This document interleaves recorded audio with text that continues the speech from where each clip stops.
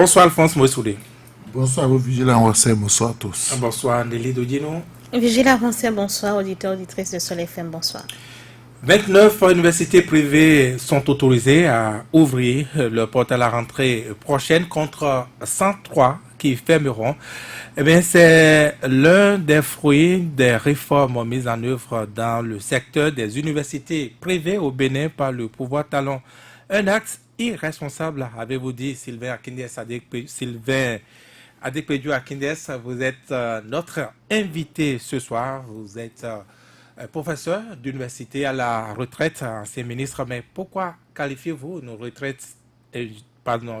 réforme du genre d'irresponsable? Merci beaucoup, cher journaliste. Oui, c'est un coup de colère, hein, un coup de gueule, bien sûr. Mais ce n'est pas responsable dans la mesure où je pense que plus de la moitié des bacheliers vont être dans la rue. Est-ce que si on n'a pas trouvé de solution de remplacement? Ce qui est présenté comme une réforme assainissement d'un secteur qui avait besoin d'un coup de balai, on va dire. Comment vous pouvez le reprouver ainsi? Personnellement, je ne sais pas ce qu'on reproche exactement. Dans ce qui a été communiqué, je ne crois pas qu'on ait dit exactement ce qui est reproché.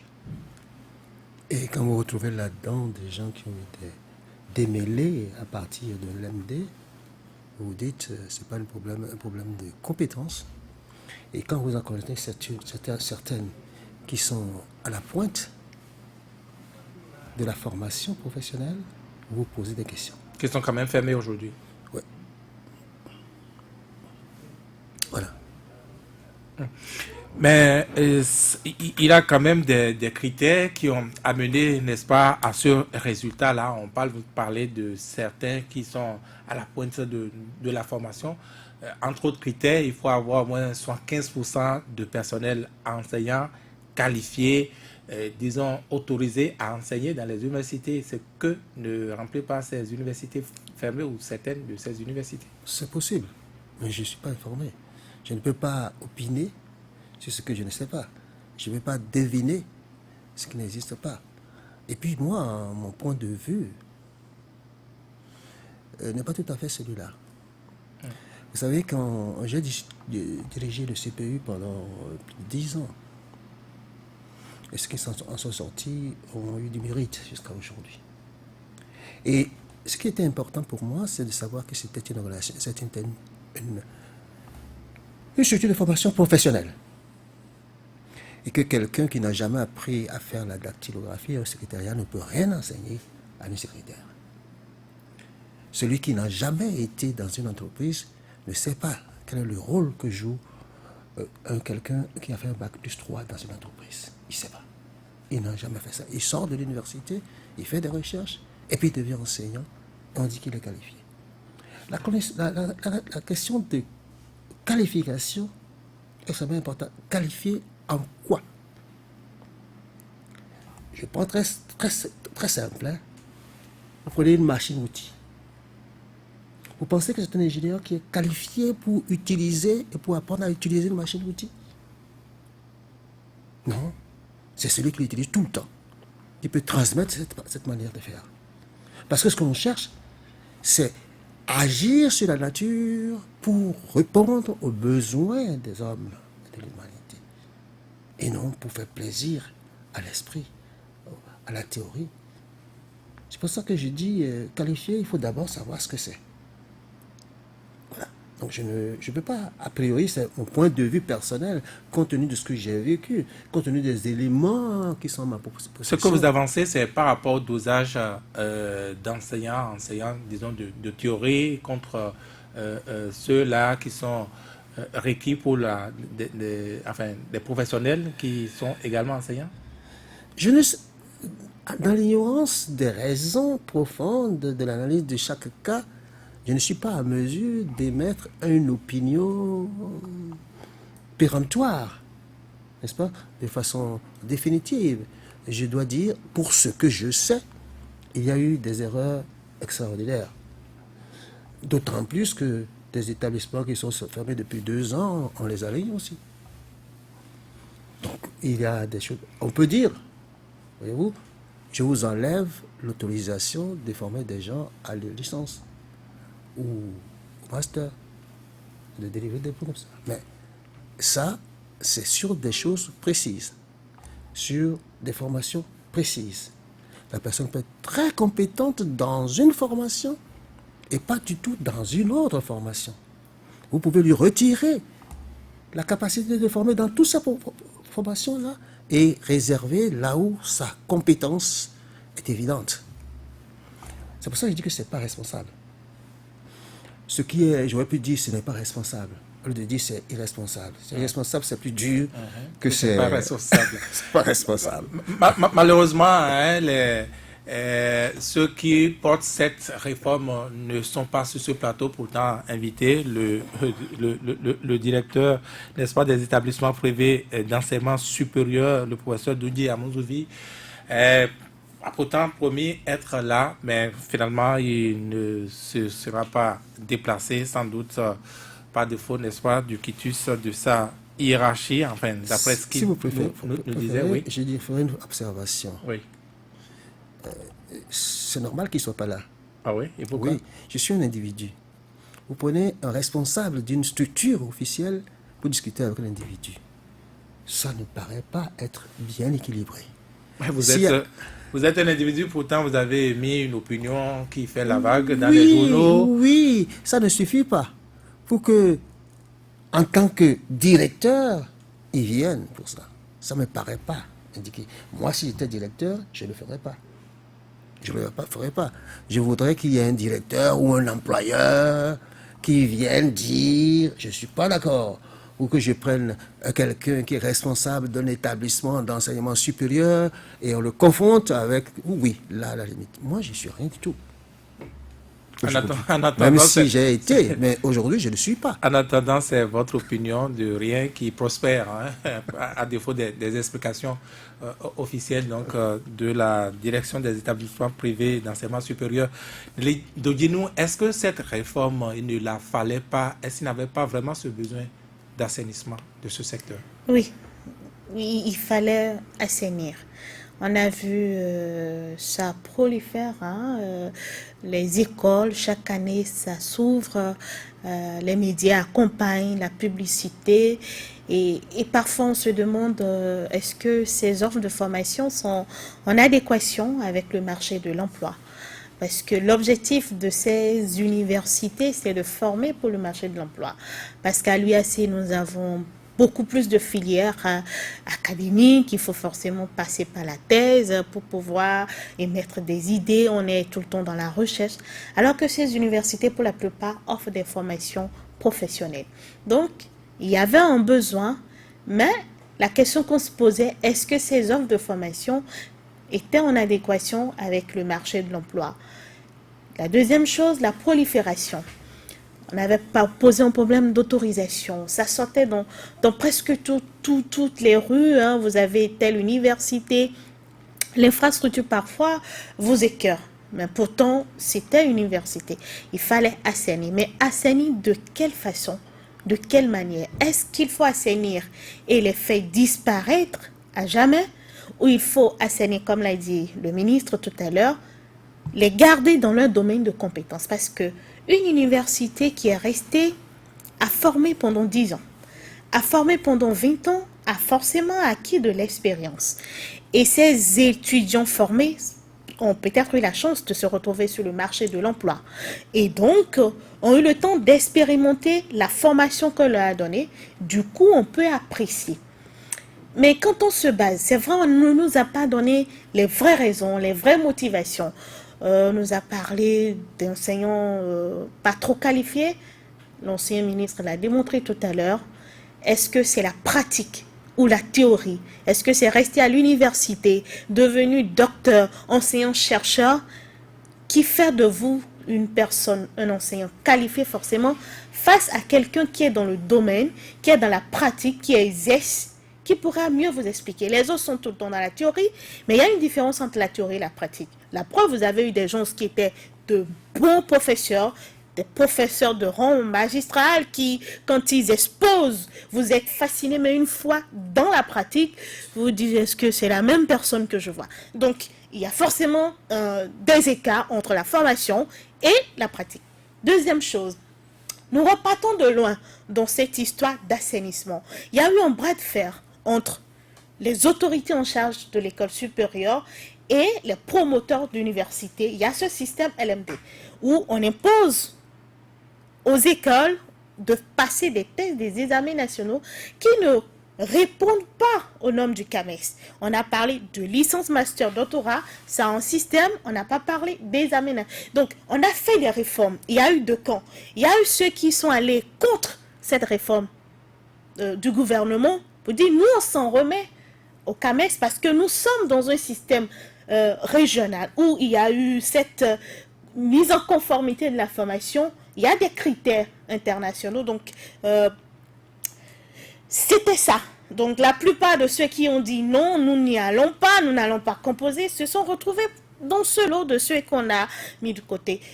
On veut assainir. C'est bon d'assainir, c'est important d'assainir parce qu'il ne sert à rien de prendre 500 000, 1 million, 2 millions à des parents pour former, pour dire qu'on est en train de former, alors qu'on sait que sur le marché de l'emploi, ça ne vaut pas. C'est bon de vouloir réformer, mais est-ce que c'est la meilleure méthode?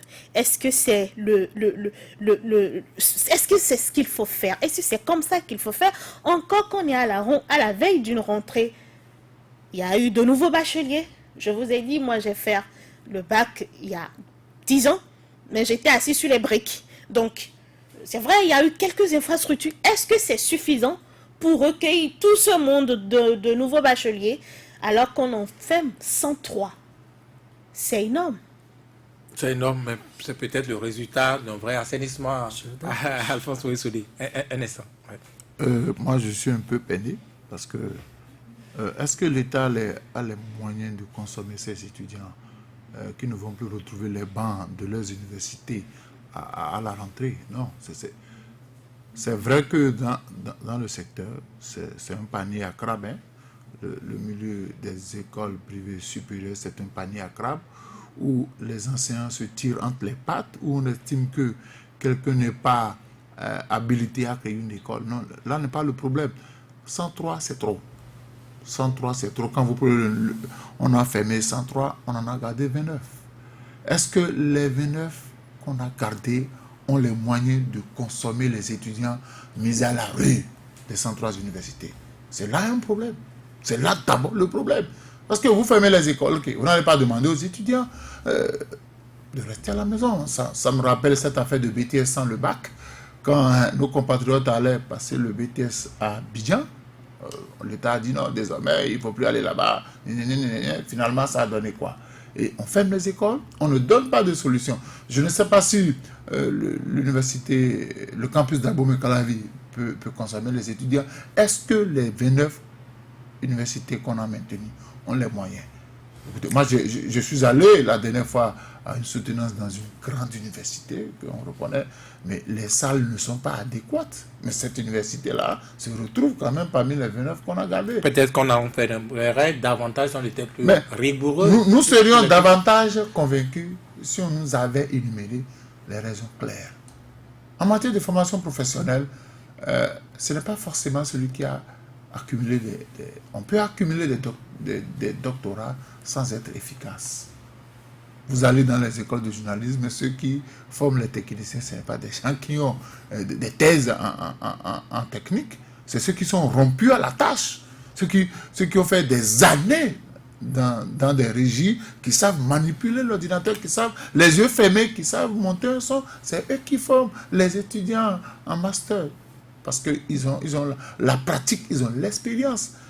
Donc, il y a que, peut-être on peut reprocher à certaines universités de ne pas se spécialiser dans des formations précises, d'ouvrir n'importe quelle filière, d'accord?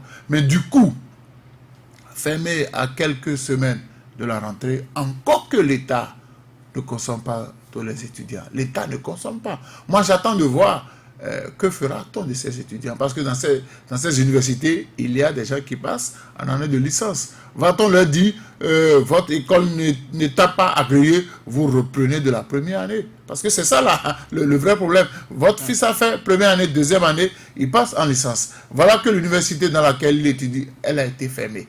qu'est-ce qui va se passer? Qu'adviendra-t-il de ces étudiants-là? Il va falloir que l'État monte au créneau et communique suffisamment. Si on ne communique pas suffisamment, cela va étayer davantage la thèse de guéguerre entre les enseignants des universités. On a parlé de 75% vigiles français.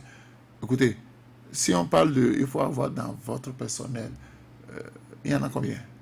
C'est-à-dire qu'on retrouvera les mêmes professeurs pratiquement parmi la liste des professeurs de toutes les universités privées. C'est là encore la difficulté. Est-ce que le même professeur est autorisé à faire partie de plusieurs listes d'universités? C'est ça la réalité. Est-ce que nous avons... Parce que c'est facile. Je me rappelle quand j'étais à l'université, il y a un professeur a un diplôme en informatique. Il ne peut pas allumer un ordinateur. Donc on peut avoir les diplômes sans être qualifié, sans être compétent pour former des gens. Je voudrais dire une chose. D'abord, vous avez évoqué l'adéquation formation-emploi. Vous pensez que les universités d'État tiennent compte de l'adéquation formation-emploi? Donc cet argument n'est pas valable. Il n'est pas valable. D'ailleurs, dans d'autres universités, il n'y a pas de travaux dirigés. Moi, quand j'étais à l'université, on était un groupe de 20 pour faire des trucs sur la pratique précise. Fait par des gens qui ne sont pas des docteurs, mais qui sont des gens de la profession, au CPI. de la spécialité. Au CPI à l'époque, quand vous étiez étudiant. C'est pour dire que lorsque vous apprenez le droit et que vous n'étudiez pas des cas en travaux dirigés, ben vous êtes nul en droit.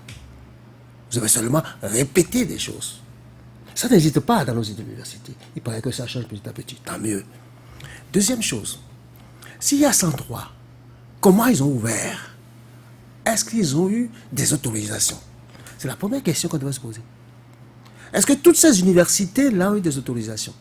Si on n'a pas des autorisations, vous dites telle université est fermée parce qu'elle n'a pas eu l'autorisation. C'est très clair. C'est très clair. Vous n'êtes pas autorisé à ouvrir une université, vous n'avez pas le droit d'ouvrir l'université, c'est terminé. Mais on ne peut pas vous avoir autorisé et puis arriver 2 jours, dire tout le monde est là. Ça va, il y a quelque chose qui ne va pas. C'est pour ça que je dis que c'est irresponsable. Irresponsable parce que ceux qui ont donné l'autorisation doivent être poursuivis d'abord. Ou si les gens n'ont pas reçu l'autorisation pour le faire, ils doivent être punis en conséquence. Dans un cas ou dans l'autre, il faut voir à quoi on a affaire concrètement. À quoi on a affaire concrètement. Vous avez évoqué le cas du BTS. Je veux dire. Mais en France, où on l'a copié, le BTS n'est pas fabriqué par les établissements de l'enseignement supérieur, mais par les lycées techniques. Par les lycées techniques. Donc on n'avait pas besoin du baccalauréat pour ça. Et c'est pour ça qu'il y a eu le débat à ce moment-là. Et le BTS a été instauré au Bénin ici, par les établissements d'enseignement privés. Ce n'est pas l'État, puisque l'État ne forme que des DUT. Dans une université, on forme des diplômes universitaires de technologie. On ne forme pas le BTS. Je rigolais quand on disait que l'ENEAM formait des BTS. J'étais affolé. Mais j'ai pris ensuite que c'est une formation parallèle. Que les professeurs sont arrangés pour faire un truc de ce genre. Je me suis calmé. Parce qu'une université ne forme pas des brevets de techniciens supérieurs. Ils forment des diplômes, ils donnent le diplôme d'universitaire de technologie. Voilà ce qui existait. Alors, donc, je dis, concrètement, je dis, je n'ai pas les informations. Vous savez, j'ai ouvert un centre de formation professionnelle. Je vous dis pourquoi. Parce que les meilleurs élèves qui allaient au CPU, les étudiants qui allaient au CPU, c'est ceux qui passaient le concours qui étaient admis. Ils étaient parmi les meilleurs. Au bout de 3 ans, ils sortent. Les autres qui traînaient font la maîtrise, vont faire un truc et viennent être leur patron. J'ai estimé que c'était pas normal, le système. C'était sous la Révolution. Donc, je me suis entendu avec l'institut qui font des formations à distance pour ouvrir une sorte de formation continue. Donc, c'est des gens qui travaillent et reçoivent les cours par correspondance. Quel avantage il y avait? Mais ils payaient disons, 30% moins cher inscrit dans mon centre que inscrit directement. Parce que moi, étant une organisation, j'obtiens de l'institution des réductions importantes qui permettent de diminuer draconiquement, disons, le coût de la formation. Et ce n'était pas une institution comme ça. Le président ça devait être un employeur. Donc c'était le directeur général du port autonome. Il y avait la chambre de commerce et d'industrie qui était membre du conseil. Il y avait l'ordre des géomètres. On a pris des professionnels pour former une association qu'on appelle Association béninoise pour le développement de la formation professionnelle. Et alors, il m'est arrivé de former des journalistes. Mais je suis allé chercher les journalistes qui étaient à l'OATB ou ailleurs et qui ont donné les cours. Ou des gens qui avaient la compétence, comme Carlos. Ils sont nombreux comme ça. Nous avons formé des gens au port, sur demande du port. Parce que nous avons le programme, et on faisait venir des gens pour le faire. Mais c'est la formation professionnelle demandée. Entre-temps, je ne sais pas si c'est encore la même chose aujourd'hui, les banques avaient leur école de formation. Il n'existait pas de BTS ni de quoi que ce soit en banque. Les banques organisaient leur formation. Et ne reconnaissaient que ceux qu'ils avaient formés dans leurs écoles. Alors, donc, on ne peut pas a priori, n'est-ce pas, croire que tous ces éléments-là ont été pris en compte. Moi, je n'ai pas d'état d'âme. Si on doit fermer, on fermera. Pourquoi je vais défendre quelque chose qui ne marche pas? Pourquoi on va vouloir assainir que je dis que c'est irresponsable? Ça n'a pas de sens. Si on arrête quelque chose qui n'est pas bon, tant mieux. Mais si on arrête pour le débat, LMD, là, etc., mais il n'y a même pas de choses à faire. L'étudiant qui est dans une université qui n'a pas ce diplôme-là, bon, il va le passer. S'il est admis, tant mieux. S'il n'est pas admis, tant pis. Si un employeur estime qu'il est meilleur que celui qui est admis, il le prend. On ne va pas imposer maintenant à l'employeur de prendre des gens qu'il juge moins importants, moins compétents que d'autres parce que les diplômes ne sont pas donnés par l'État. Je me rappelle, je vous dis, quand j'étais directeur général du ministère de l'enseignement technique et supérieur, mais voilà ce qui s'est passé. Un jour, les gens viennent, maintenant, on donnait vous savez ce qu'on appelle le DAP, diplôme d'apprentissage professionnel. C'était la corporation des gens qui faisaient la dactylographie qui apprenaient aux gens. Un jour, ça tombe sur la table. Ah non, il faut que ce soit le table qui délivre le diplôme, qui supervise. Pourquoi? À cause des perdièmes qu'on a pour les examens. Les enseignants en étaient là, à chercher toutes les occasions pour faire des concours, des examens de l'État pour pouvoir avoir des subsides. Alors, l'État était obligé donc de dépenser en plus d'argent pour ça. Alors que ceux qui étaient là, moi j'ai une secrétaire au CPU, elle était comme ça. Mais elle n'est pas passée par là. Ensuite, elle a fait capacité en droit, etc. Bon, voilà. C'est-à-dire, je dis qu'il y a des choses importantes comme ça que l'on prend. C'est pour ça que je crois, moi, de façon générale, pourquoi c'est irresponsable. Parce que, je l'ai dit dans le truc là, on ne peut pas, sur un problème national, n'avoir pas fait, disons, une concertation publique et claire avant de prendre des décisions de ce genre. Alors on a l'impression que supprimer des choses, c'est la réforme. Non. Il ne faut pas qu'on en arrive à de la grimace sur les choses. À apprendre aux parents à savoir où ils vont inscrire leurs enfants. S'ils inscrivent quelque part, c'est d'abord où c'est l'argent qui n'est pas, ils n'ont pas assez d'argent, ou alors c'est près de leur maison. Alors, maintenant, on fait ces choses-là. Est-ce qu'on a vu la carte universitaire? Est-ce qu'on a vu où on a formé? Et quel effet ça a de fermer, par exemple, je prends par exemple mon village à Lada, fermer une université, il n'y en a pas là-bas, je ne crois pas qu'il y en ait, une université à Lada, mais les gens ne peuvent plus rien faire là. Ceux qui sont chez eux. Mais est-ce qu'on peut partir sur ces genres d'éléments pour maintenir une université privée, même si elle forme mal, même s'il y a problème? Attention, peut partir sur ces L'État considérations. ne peut garantir que la formation qu'elle a faite. D'accord? L'État ne peut garantir que la formation qu'elle a faite. Elle a le droit de former partout et tout, mais de faire selon ses moyens. Pas de dire je vais faire tout pour tout le monde, ce n'est pas possible. Ce n'est pas raisonnable. Donc dans ces conditions, on n'a pas à s'occuper de ça. Si ils forment mal, les gens n'auront pas de boulot. Et je me suis dit un jour, quelqu'un m'a dit, mais dans quelle école on peut former quelqu'un en informatique, tiens. Alors moi je pensais, j'ai dit, oh ben il y a un truc d'une informatique à l'université, etc. Et je me suis renseigné chez les enseignants, j'ai dit non, le meilleur c'est Serco. Serco qui est aujourd'hui fermé. Direct. 1, 2, 3, 4, c'est Serco, il n'y a rien à faire. Bon. Ça là, c'est la réputation d'une école, ça.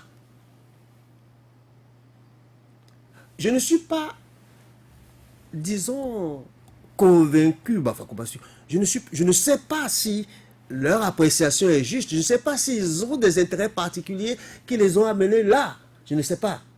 Mais ce sont les réponses que j'ai reçues. Et chaque parent prend des informations pour savoir où c'est le mieux. On a fermé une école de génie civil, je crois. Hein. Comment on appelle ça là? J'ai oublié le nom. De génie civil qui avait le collège au pied là-bas. Déjà, oui. Voilà. Il me semble que j'ai lu ce nom-là. Mais mon fils a fait là. Il a fait le BTS. Il est arrivé en France, on a dit, on ne sait pas. On va vous mettre en deuxième année, on va voir. Au bout d'une semaine, on l'a amené en troisième année. Ma fille a fait la même chose, elle a été majeure de là. Mais pas là, elle c'était Gaza. Voilà. Donc, concrètement, moi je suis sorti du CPU, n'est-ce pas? Mais je n'ai inscrit aucun de mes enfants au CPU. Je n'étais pas certain du tout que la formation qu'ils auront là pouvait avoir la substance importante qu'ils pouvaient avoir dans une école. Et pourquoi vous croyez au privé alors que vous n'avez pas testé non plus ça? Mais je sais comment ça se passe, non? Je sais qu'il va donner des cours là-bas, non? Je sais quelle liaison ils ont avec les employeurs. Tenez, Pigier, tiens, prenez Pigier. Pigier est réputé pour être en relation directe avec les employeurs. Est-ce que c'est pas meilleur que d'aller faire ailleurs que ce... Enfin, n'allons pas trop loin, hein, n'est-ce pas?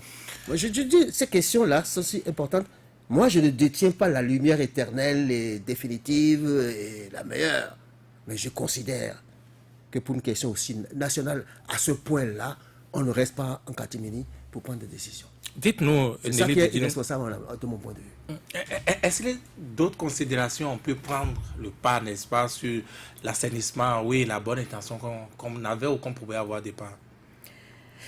D'autres considérations, bon, si on avait des explications de chaque pourquoi, on avait une catalogue. Oui, mais malheureusement, Doudia On n'a Mouzoui pas. n'est pas venu, il ne s'est pas présenté. S'il était là, mais on il fera allait avec, oui. nous donner plus d'informations. Mais je pense que les réformes, nous allons revenir aux réformes. Depuis que quand ça se déroule, ça se fait juste entre chefs. Réforme grand air, pas seulement dans le secteur Je de prends l'université privée. réforme en général. C'est-à-dire, quand on dit réforme, ça se prend en cadre. On dit voilà ce que nous voulons faire pour vous, point barre. Alors qu'il y a des personnes qui interviennent dans chaque domaine, qui peuvent vous dire voilà ce qu'on peut faire. C'est nous sommes les acteurs. Nous comprenons nos quotidiens, nous arrivons, voilà ce qu'on peut faire pour améliorer les choses. Parfois même, il y a ceux qui disent, qui sont même allés en mouvement juste pour être écoutés, pour qu'on prenne en compte leurs propositions. Ça n'a pas été fait.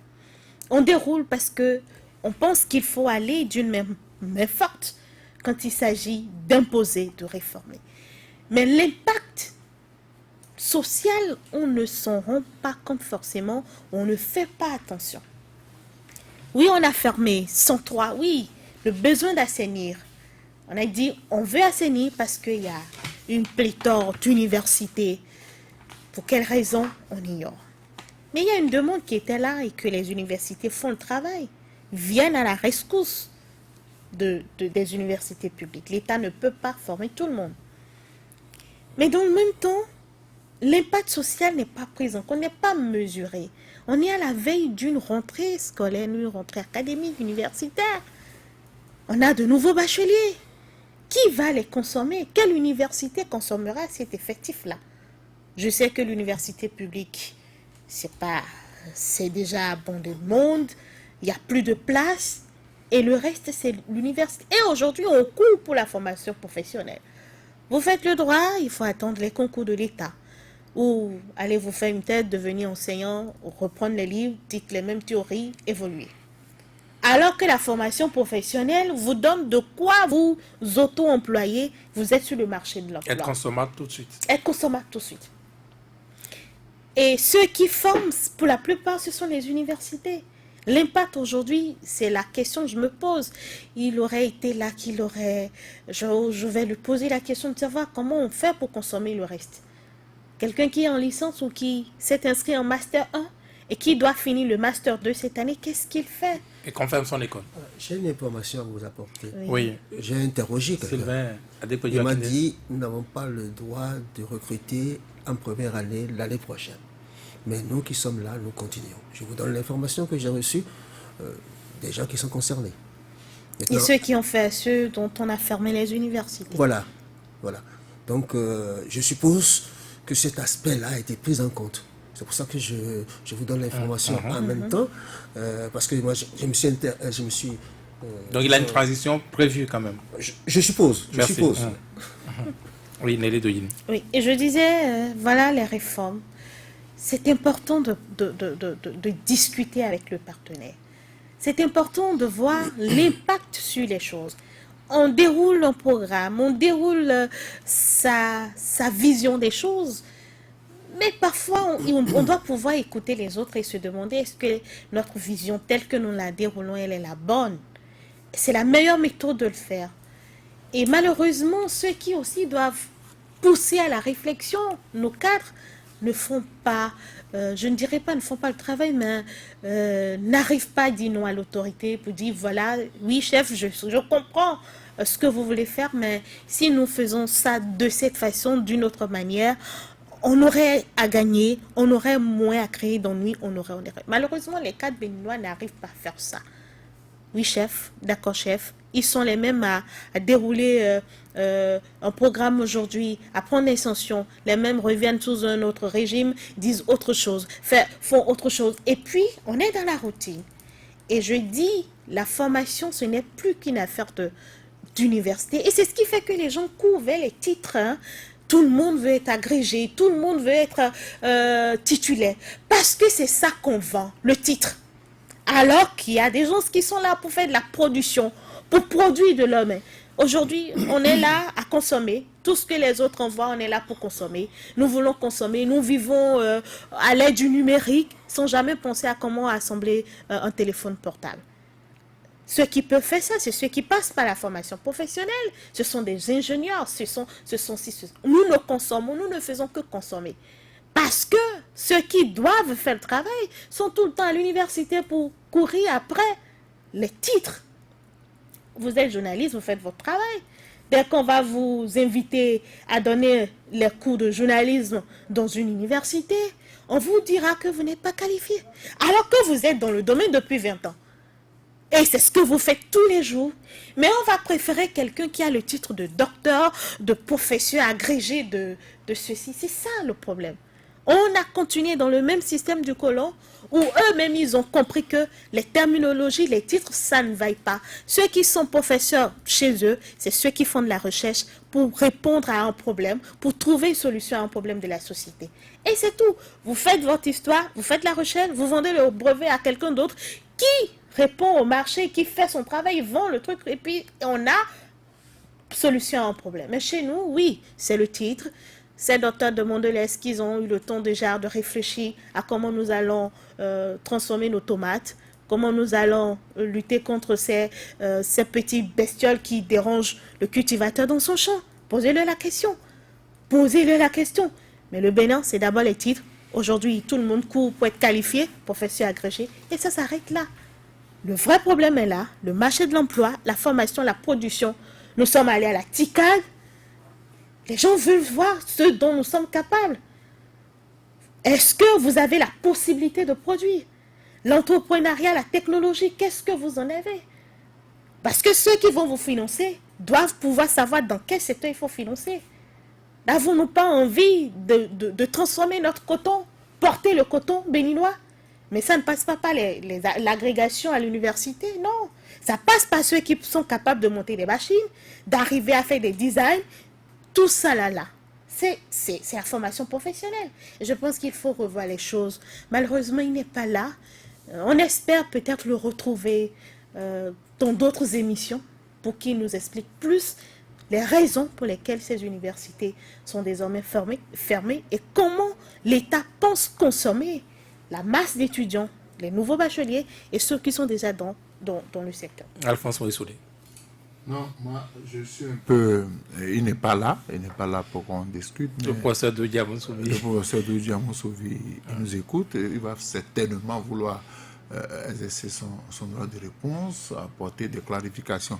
Mais je dis, il y a une chose, on ne peut pas me dire que les 103 universités fermées ne sont pas du tout en règle. C'est criminel. Là, il faut remonter à qui a autorisé. Sous quel régime officiait ces universités-là? Et on leur donne on délivre des diplômes, ils ont fait des BTS, ils ont fait des licences. Il n'y a que des professeurs qui quittent l'Université nationale du Bénin pour aller donner des cours là-bas. Donc, il faut d'abord situer les responsabilités. Moi, j'aurais aimé que l'on convoqua une grande assise où on va inviter tous les promoteurs d'université, on va dire à chacun ce qu'on vous reproche.